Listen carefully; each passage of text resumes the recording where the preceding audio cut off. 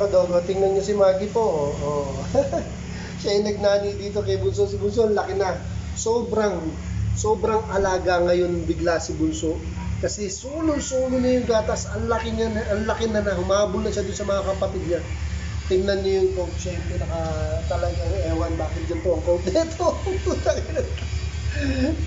Balbon talaga. Kahit ganyan yung Bunso. Puta, paborito ko yan. Oh. Halos kasi laki niya na yung mga kapatid niya. Wala na. Grabe. Thank you Maggie sa pag-alaga ng maayos kay Bunso. Si Maggie yung nagnanani dyan. Diba? Dahil yung anak niya premature, hindi naman niya napapadede. Ito pinadedede ko. 3 days pa lang ito si Bunso. Pero grabe, naging mas lalong alert. Tumatakbo, tumatahol. Siguro iba talaga pag yung sagana sa gatas. Laki na oh. Laki na. Galing. Makulit na yan. Mga tahol-tahol na yan. Ay, Bunso. Kinukuha ni Maggie. Napakulit ni Bunso. Ang kulit ni Bunso.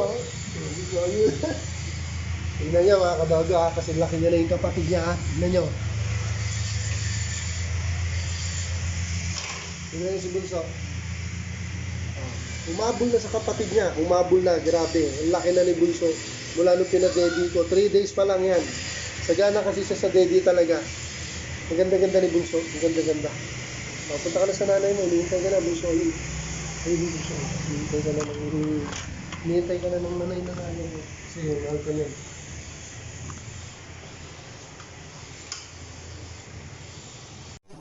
Thanks for watching mga kadogo.